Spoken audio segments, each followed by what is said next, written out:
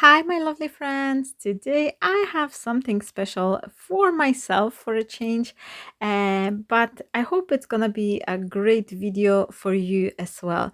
Now, my lovely sunshine family, because you've been keep on watching my YouTube channel, my statistic has been growing. I end up to have a little extra couple pounds to spare, and I've decided to treat myself with something which I really wanted to have for such a long time, and I could finally afford it. On top of everything, there was a fabulous sale with this dice on Elizabeth Craft design page. I will link it down below in the description area. I hope this sale is still on if anyone would like to use it, but don't worry, with my videos you can always use whatever you have in your stash.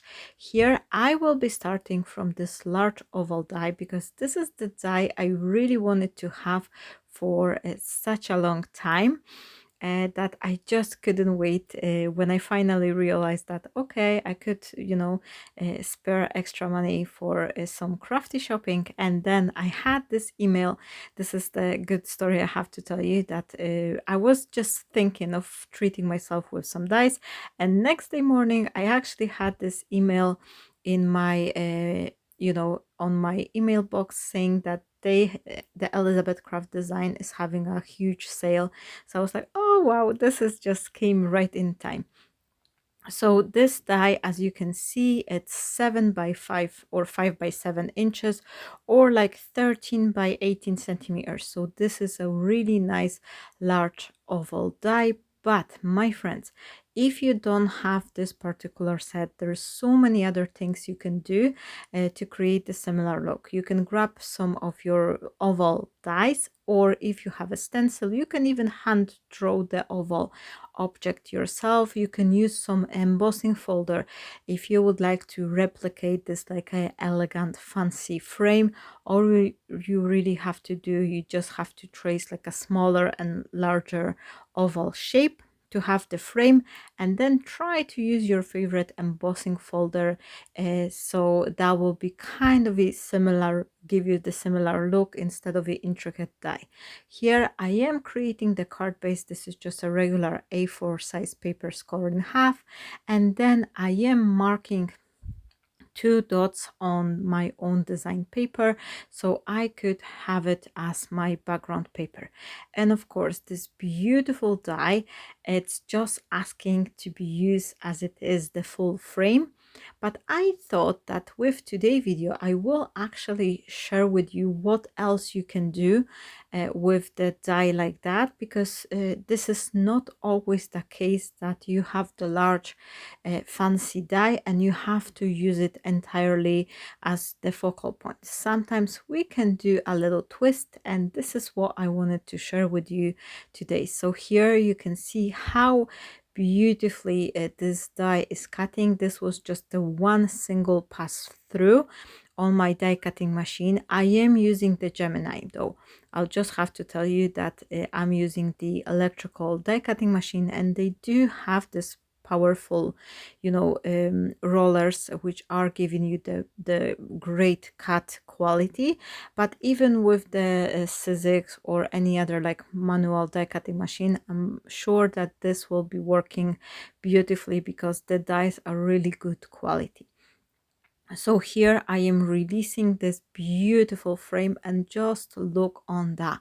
It's absolutely amazing. I'm just fall in love. I was falling in love with this die for a very long time. It's just we had so many things here once we moved back to Poland that the money were tight, and I never actually could spare on anything. Plus, I do admit I do have a lot of different die sets, embossing folders, things like that.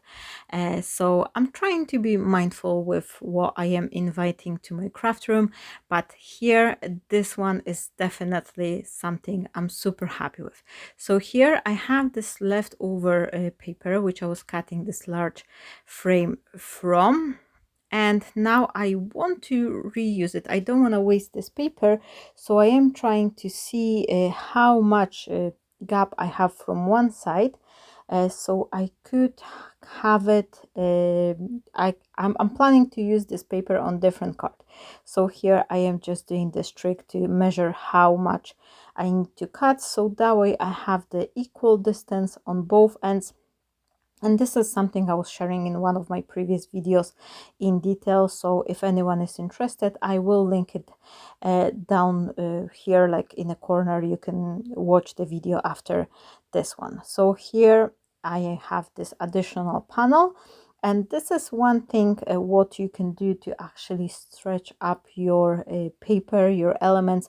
Whenever you cut something, always think of the way, like, how can I use the negative side as well, rather than wasting. There's always something you can do with it. So here I cut additional oval piece from the pink paper, this design paper, because I thought it would be nice to have a little pink showing through this middle section on the inside. Here, my favorite way to add the adhesive to those intricate dies is just to put some glue on my hand and gently tap it with the intricate dies. That way no glue is oozing out, all the elements are perfectly adhere, and I don't have to waste 20 minutes to trying to fiddle with the glue to add all these little pieces.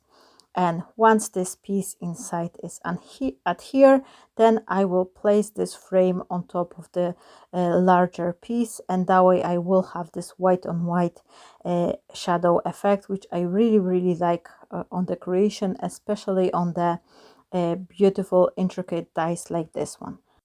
And back again, I am adding a little extra amount of the glue on my hand, and I am gently tapping all this additional intricate frame around this die cut piece. And I must to tell you, this frame is absolutely gorgeous. I would love to create the shaped card like that, and I'm probably gonna do one as well when you cut two of the ovals and you join them as the top hinge or sideway hinge card, and that will be just beautiful.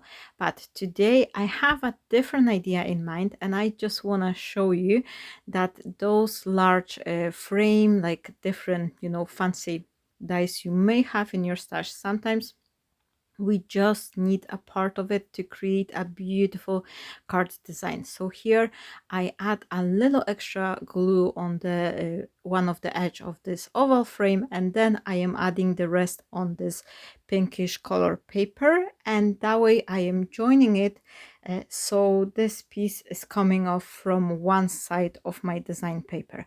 Once I turn it upside down, you can see kind of how it's gonna look like. And now I know many will say, oh Marta, you're destroying it, but wait till you see the finished card, because this is such a lovely effect, and that way you have additional use what you can do with your dice. So for example, if you're creating the cards for your family members or someone, you will give them another card and another card, and you only have a few dice in your stash, this could be the way to actually use the same product and create absolutely different look. Here I've placed this large frame on this piece, which already has something cut through, and I know you'll say like, oh Marta, but it's not fill. But I am not for the frame. All I really wanted is just to have this skinny little border all around, because I wanted to have the golden accent to this beautiful piece. I also cut this oval shape, the one which goes inside the frame, and oh my world, this is cut from the thick gold paper, and once I release this little piece, that I'm absolutely in love with it. I think if I would cut it like 2 or 3 times for this extra dimension, this would be even prettier. But I'm super in love with this shape. I think it's such an elegant way, and all you really need is just place it on piece of the paper, especially if you have this nice, like a different color gradation, like maybe white and gold, or maybe like navy color and white, something to have this like really nice difference. Then all this little extra element from this intricate die will pop up even more. So here I am adding this teeny tiny strip, which is super nice. And I'm just trimming it for the easier, handling it. And then again, I am just adding a little extra glue from the back side so I could adhere it. And as this frame, this decorative element is coming like together, I'm absolutely in love with it. This is such a nice effect. And even though I trimmed the oval shape, it's not used entirely, you can see how beautiful design it is, and it's really adding this additional extra look to your card, to your cards. So it's something worth to try with your dice, whether you have the same one or even if you have something similar. That will be lovely to play along and use your frames in different ways. So here I have this paper which I'm planning to use underneath, and when I was putting those two together, I realized that I want to have my frame slightly thicker, so this will be matching the thickness with this strip I have already on my card. So I'm slightly trimming this panel down, and once I'm putting it back, I can see how lovely it all looks together. Now, in the meantime, this is something I skipped from this video. I've prepared a couple of the flowers using this wildflower set which I was sharing with you at the beginning, but don't worry, I will have a separate video. I think I will release that one on Friday, where I will show you how you can use one flower die set to create 2 or 3 different types of the flowers. So if you like to play with the flowery die, definitely keep an eye on this one. Make sure you subscribe and you click the notification bell, so that way you'll be notified when the video will be ready, so you can not miss that one if you like to make flowers. Here I am adhering this big panel back to this card base, and this is A5 size card base, so this one is roughly around 15 by 21 centimeters, or that will be 5 3/4 by 8 1/4. I also have additional sentiment. This was one of the printable sentiments included in one of my design, and it says a special birthday. I use additional spellbinder fancy tag to cut that one because I didn't have anything from the Elizabeth craft design. And here is my little helper. My son just got back from the football training as I was recording it, so he usually hangs around a couple minutes with me, letting me know like how many goals he scored and things like that. So this is him on the side, you can see. And while I'm listening to him, I'm just keep on working on my flower composition. All these flowers and leaves, I've gently colored them using some inks, and I'm just shaping it very simply using my fingers. I haven't even pulled any of my shaping tools for this one, but definitely keep an eye on the next video coming, because I will show you how you can turn the same die to beautiful dimensional flowers, which will be a great addition to all the like wedding or christening or very special occasion card you may want to create, or even for a Mother's Day, things like that. And definitely something worth to know how to create this beautiful elements, which then you can dress up the cards for a special occasion. So here I am adding my flower composition. I am using the hot glue. I find that working with the hot glue to build up the composition is always super easy, because the glue is working super fast, but it also gives me that extra couple seconds to wiggle my elements until they perfectly position. And also hot glue is giving me additional extra, like a little extra dimension, because they're not adhere super flat.